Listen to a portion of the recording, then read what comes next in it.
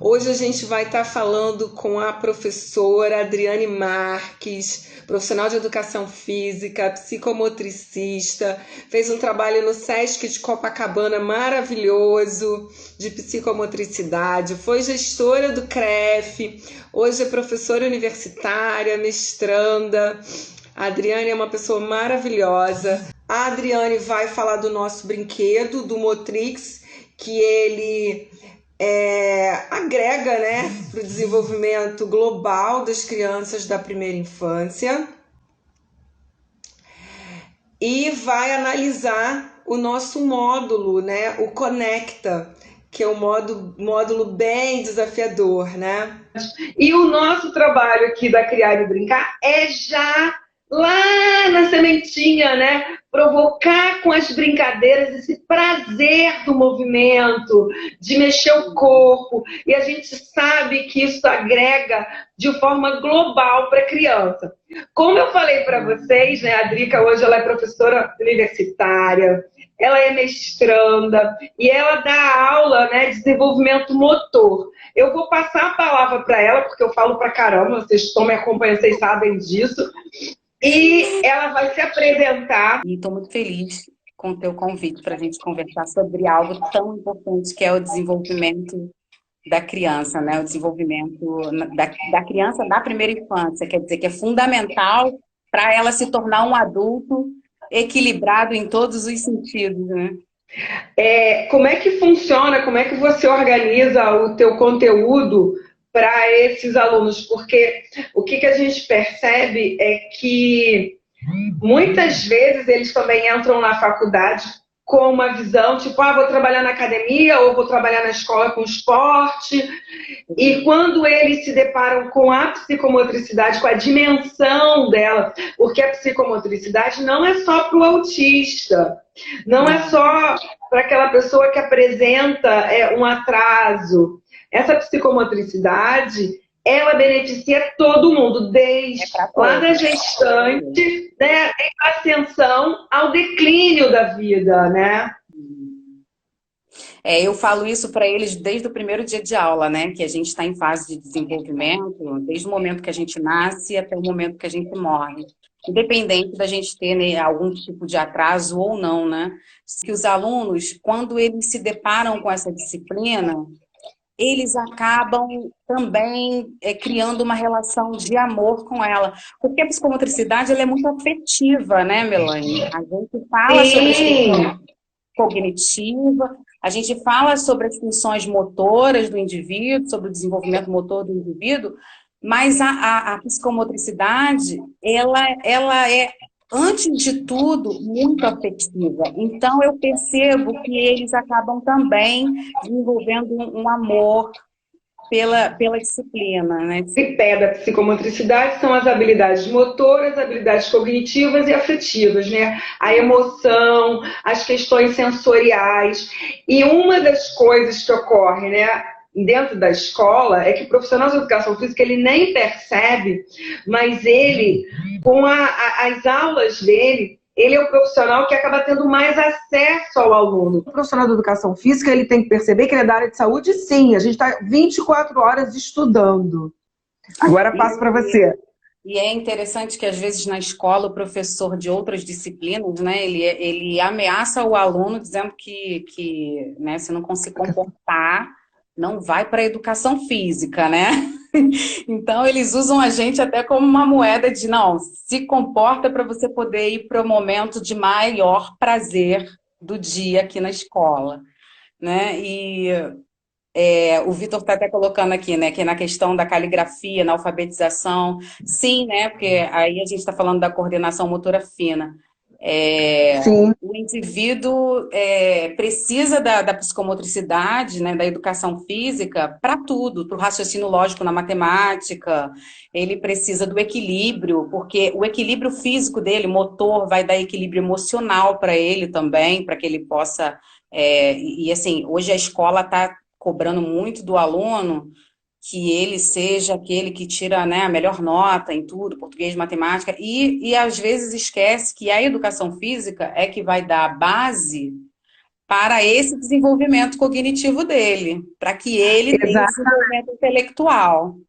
E a própria escola quer dar conta do que os pais querem e não dá conta das necessidades, às vezes, da criança. Sim. Experimentar essas questões que a BNCC coloca, né? De experimentar, de vivenciar, caramba, são maravilhosas. E elas só conseguem como? Brincando. Sim. Essa questão do eu, né? É muito interessante, do eu, do outro, do nós, né? Eu acho isso muito importante, e a psicomotricidade é que trabalha isso, né? Ela é que faz com que o indivíduo ele tenha independência, que ele tenha criatividade, que ele desenvolva estratégias, e isso na primeira infância ainda, né? Assim, são comportamentos que ele não tem noção nenhuma do que significa, mas que ele está desenvolvendo através da estimulação. E eu achei muito interessante o Motrix, né? Falando do brinquedo, né? Do seu brinquedo, que é incrível. E, enfim, achei muito, muito, muito, muito mesmo atual. Eu acho que a gente está precisando mesmo de um brinquedo que dê tantas possibilidades da criança experimentar, da criança desenvolver. E assim, é interessante que quando o indivíduo ele tem contato com o brinquedo, ele não aprende só a autonomia em relação àquele objeto, né? Ele começa a entender também que ele precisa respeitar o que é material, né, que é o brinquedo. Ele não pode quebrar o brinquedo, ele não pode tacar em alguém, então ele tem que respeitar o outro, ele tem que respeitar o objeto, ele tem que respeitar os animais, ele tem que respeitar ele mesmo. Então, eu acho que tem esse desenvolvimento aí também, que é para a criança, né, é subliminar. Ela não tem esse entendimento que a pessoa que está propondo a atividade tem, né, que é a intenção. Então, o Conecta, ele é uma placa, ele tem vários furos, a gente passa um tubão, onde pode passar bolinhas. Só que dependendo, a bolinha pode ficar presa. Então, ele tem que criar estratégias para tirar a bolinha dali. E ele passa pelos dois lados. Então, é uma atividade que ele tem que fazer em dupla. Porque quando ele for acertar do outro lado, se não tiver ninguém segurando para não descer, a bolinha vai ficar ali para sempre. Entendeu? Então a gente já criou de uma forma assim, né? Ele montadão, mas você pode botar ele num buraco e no outro, você pode botar um túnel, você pode tirar aquilo tudo, usar só os buraquinhos. Então, assim, o Motrix, ele pode receber toda a intervenção. Você pode botar essas bolinhas longe, ele fazer um circuito, pegar uma bolinha e vir passar, ainda ter que escolher um amiguinho para auxiliar ele. Então, assim, é uma atividade, é um módulo que conecta de fato, né? Sim. E a Alice, ela montou até um plano de aula para os módulos dela, né? Eu sugeri agora até essa questão, né, do circuito. Você falou que ficou com interesse, né, até que a faculdade adquira para você usar, tomara que sim, porque a nossa intenção porque o Motrix, a gente só está com esse protótipo pronto, a gente tem outros, tem o Motrix para parede, tem a mesa, tem o totem, e que é para montar uma sala de motricidade.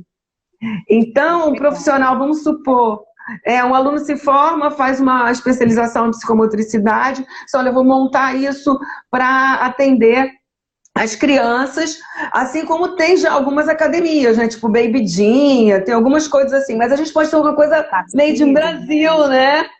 Sim, assim, na verdade a gente precisa primeiro identificar por que essa criança anda nas pontinhas dos pés, né? Ela pode ter algumas questões relacionadas à questão sensorial, ou seja, ela não coloca o calcanhar no chão, porque ela tem vou falar uma linguagem mais clara, né?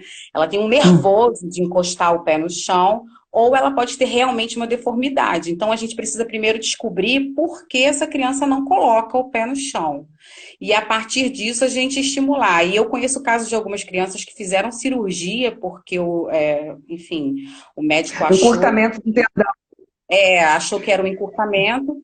E, na verdade, não era. A criança ela tinha mesmo uma questão sensorial. Ela não conseguia colocar o pé no chão porque ela não conseguia encostar a sola do pé em nada, que aquilo para ela causava um desconforto muito grande. Então, isso foi a Cássia, eu acho que perguntou. Cássia, cada indivíduo é um indivíduo. A gente precisa primeiro descobrir por que essa criança tem esse comportamento. E a partir disso a gente poder pensar de que forma a gente pode estimular ela através da brincadeira. Outro detalhe, a Drica falou perfeitamente. É uma questão, muitas das vezes, sensorial para as crianças dentro do espectro autista.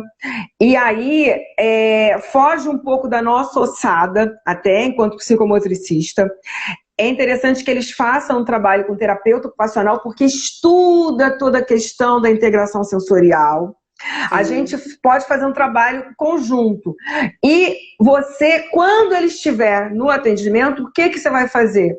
Você vai fazer exercício que estimule ele estar com o pé todo no chão, para que haja uma compensação, para que esse padrão, que de certa forma ele é passageiro, tá? Porque a criança que eu observo dentro do transtorno do espectro autista, ela oscila, tá? Os padrões as estereotipias, ela muda, entendeu? Então tem um período que ele anda na ponta do pé, aí vai ter um período que ele vai parar com isso, ele já vai ter um outro comportamento, mas é interessante que a gente... Sensorial, às vezes, é até com alimento, né? Ele tem até uma questão sensorial com o próprio alimento. Se a questão for essa, pode mudar, né? Deixar de ser com os pés e passar a ser com as mãos, ou ser com a questão mesmo de colocar o alimento na boca, enfim. Tem uma coisa que eu falava para os meus alunos de faculdade, é o seguinte, o diagnóstico é o diagnóstico. O que interessa é esse sujeito, esse ser humano que está aqui. Que habilidades ele tem, que potencial ele tem e que limitações ele tem. Essas limitações eu posso transformar? Aí você vai estar desenvolvendo um protocolo de atividade para que ele consiga tá se desenvolvendo o mais próximo de uma criança normal, de uma criança convencional.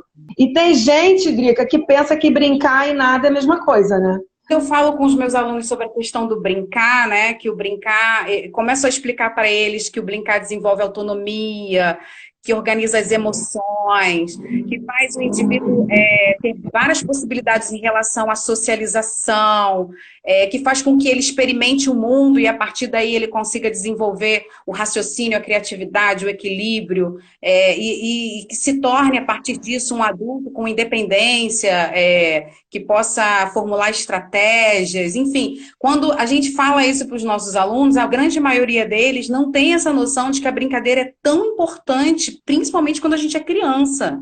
Não é a partir da brincadeira que a gente descobre o mundo que a gente vive.